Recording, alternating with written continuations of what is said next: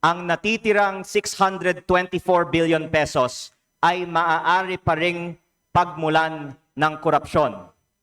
Dahil kung babanggitin ko ang pahayag ni dating DPWH Undersecretary Roberto Bernardo, almost 100% ng mga bidding sa DPWH sa buong bansa ay luto.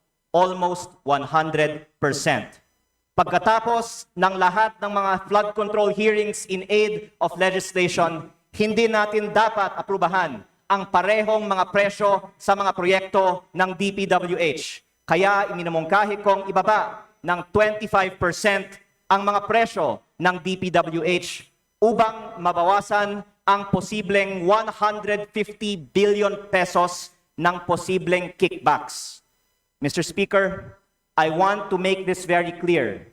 Ang DPWH ang nagtatakda ng mga presyo at sila rin ang nagsasagawa ng mga bidding.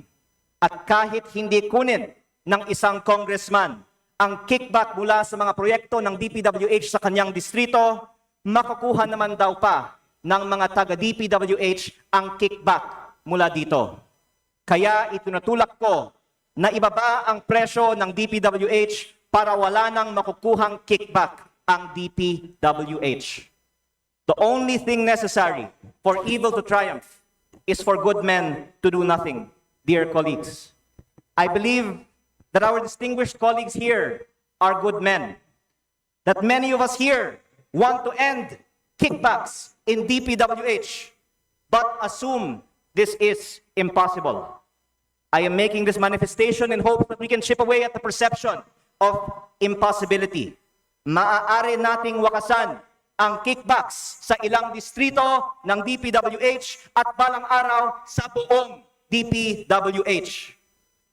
Distinguished colleagues, dagdag ko rin po dito na ang Region 4A ay halos 15% ng population at GDP ng buong bansa.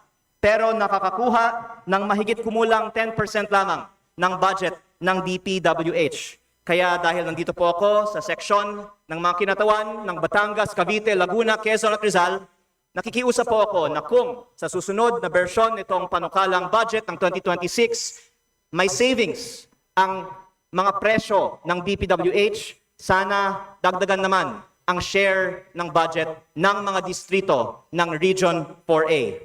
Pangwakas, umaasa rin ako na hindi tutol ang mayorya na patuloy kong ipahayag ang aking pagtutol sa overpricing at mga kickbacks sa DPWH. Sana'y patuloy nating pahintulutan ang mga tinig sa Kongreso na manawagan ng tunay na pagbabago at pagwawakas ng kickback sa DPWH. To give credit to the Committee on Appropriations, the GAB was an improvement on the NEP.